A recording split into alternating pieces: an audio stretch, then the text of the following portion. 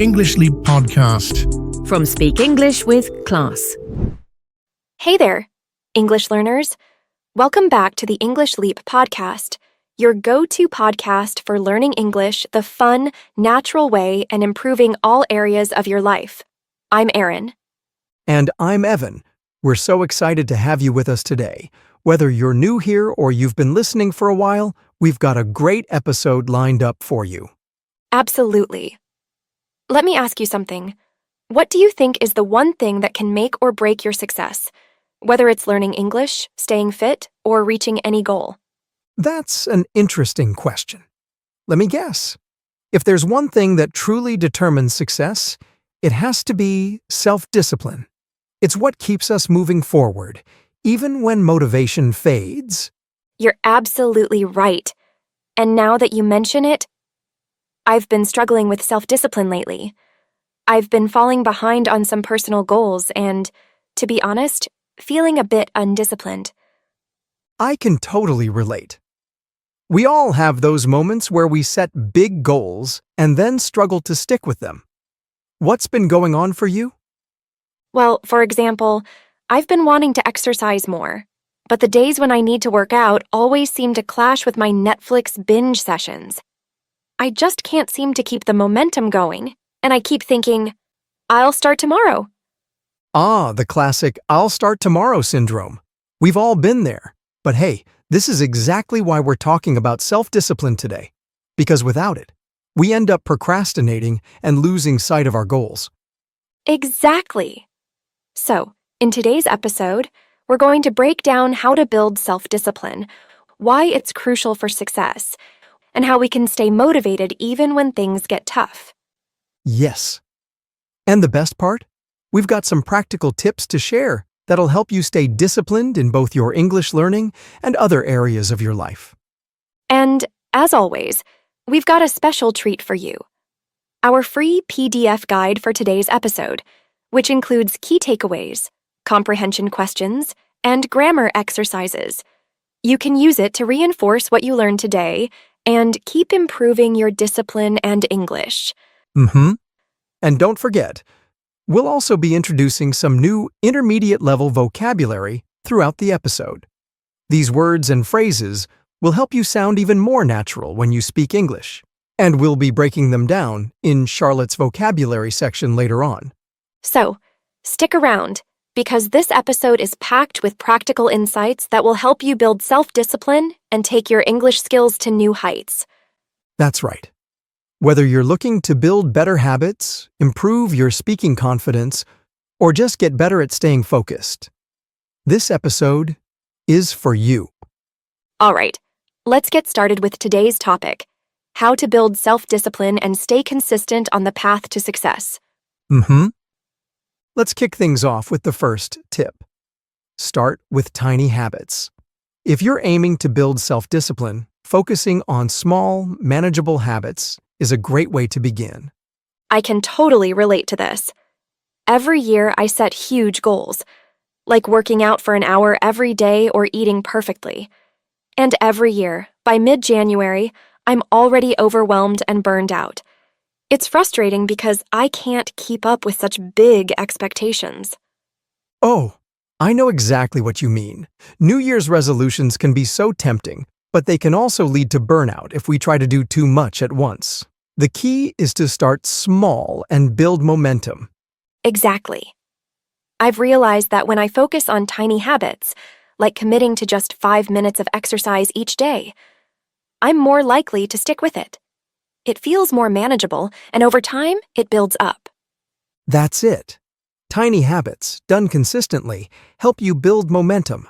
Like you said, 5 minutes of exercise every day seems small, but over a few weeks or months, it can really add up. Yeah, it's the same with language learning. Instead of committing to study English for an hour, commit to just 5 minutes of practice a day, whether it's reading, listening, or learning a new word. Over time, that small habit will turn into progress, and you'll feel more confident without feeling stressed. Remember, consistency is key. Exactly. James Clear in Atomic Habits talks about how small habits compound over time. The idea is to make the habit so small that you can't say no to it. You might only practice for a few minutes, but that small effort, done consistently, leads to big results. I love that. And the best part is, when you focus on small habits, they naturally become part of your routine. It's easier to stay disciplined without feeling like you're forcing yourself. Totally. And now, moving to the second tip, focus on systems, not just goals.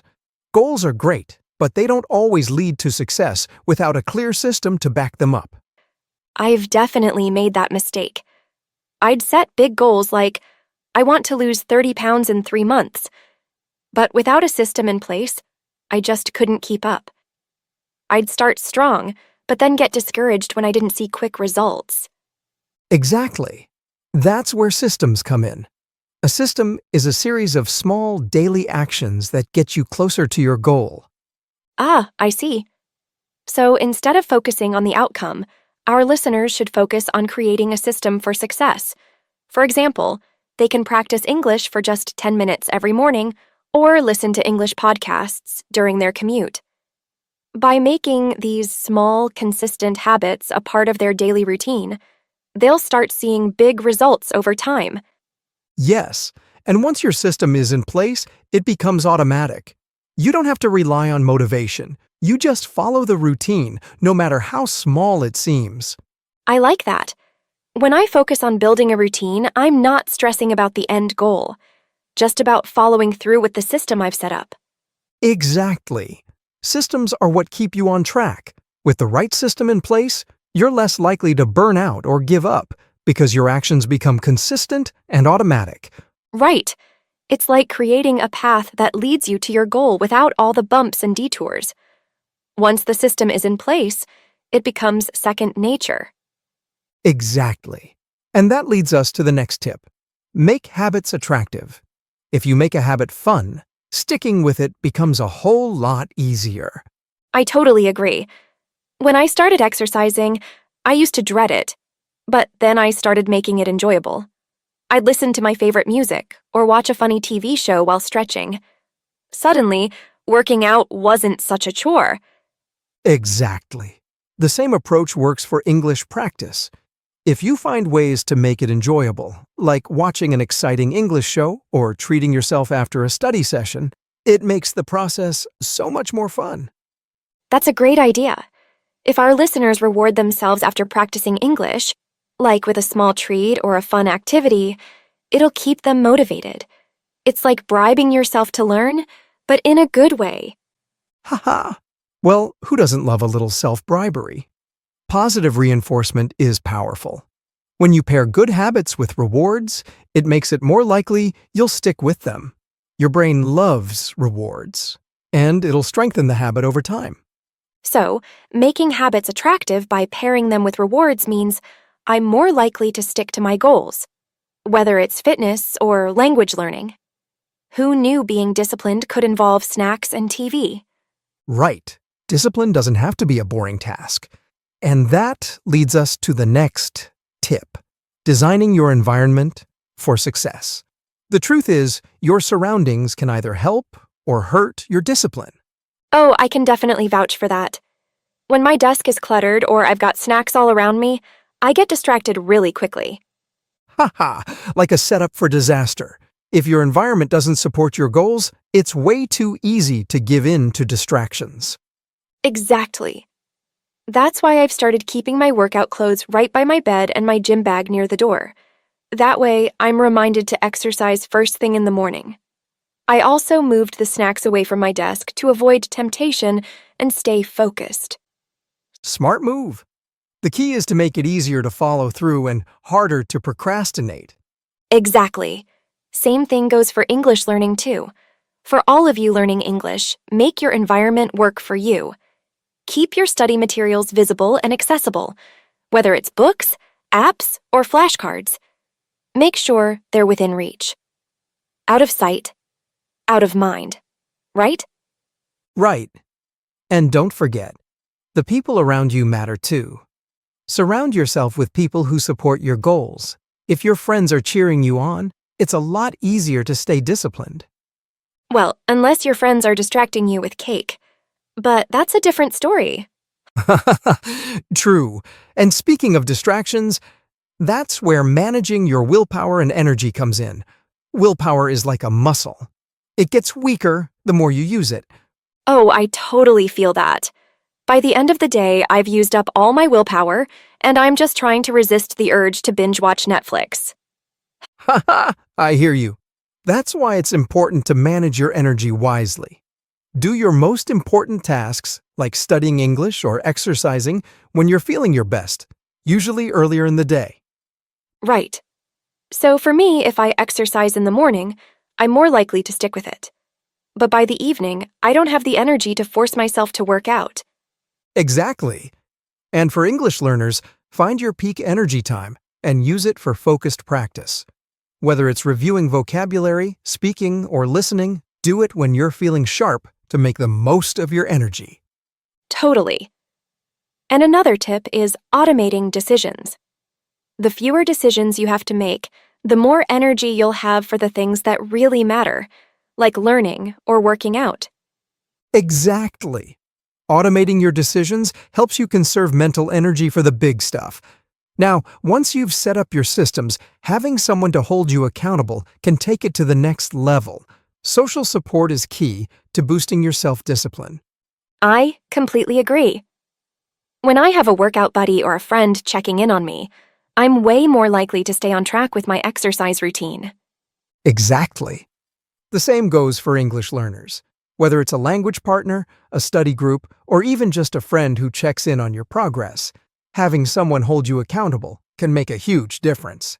It's like having someone to help you stay focused, except without the judgment. Just a gentle push when you need it. That's the idea. Accountability helps keep you motivated and consistent. Whether it's sharing your English practice with a friend or working out with a partner, it's much easier to stay disciplined with support. Exactly. And for fitness, if I have someone to encourage me, it's so much harder to skip a workout. Same for English. You're more likely to stick to it if you've got that support. Now that we've covered some powerful tips for building self-discipline, let's take a quick moment to review some key words and phrases we've mentioned today. That's right. And to help with your English learning, we've got Charlotte here to explain some of the intermediate vocabulary we use today. Over to you, Charlotte. Hi everyone, it's Charlotte here, and today I'm going to break down some key vocabulary from today's episode that can help boost your English skills. Let's dive in. Momentum, meaning the force that makes something keep moving or developing. Example, starting small helps you build momentum towards achieving your big goals. Overwhelmed, meaning feeling like you have too much to handle. Example, she felt overwhelmed with all the work she had to do for the project. Burnout, meaning physical or mental exhaustion from too much stress or work. Example, if you don't take breaks, you might experience burnout. Procrastinate, meaning to delay doing something that needs to be done. Example, I tend to procrastinate when it comes to cleaning my room. Consistently, meaning doing something in the same way without changing over time. Example, he consistently practices his guitar every day. Motivation, meaning the desire or reason to do something. Example, her motivation to study comes from wanting to pass the exam with flying colors. Reinforcement, meaning encouraging or strengthening a behavior with rewards. Example, positive reinforcement helped the dog learn new tricks faster. Accountability, meaning being responsible for your actions, especially with others checking on you. Example, having a study buddy creates accountability to make sure you stay on track. Willpower, meaning the ability to control yourself and your actions, especially in difficult situations. Example, it takes willpower to avoid eating junk food when you're trying to eat healthier. Automating, meaning making something automatic or routine so you don't have to think about it. Example, He's automating his daily tasks by setting reminders on his phone. And that's it for today's vocabulary section. Remember, the best way to remember new words is by using them in real-life situations.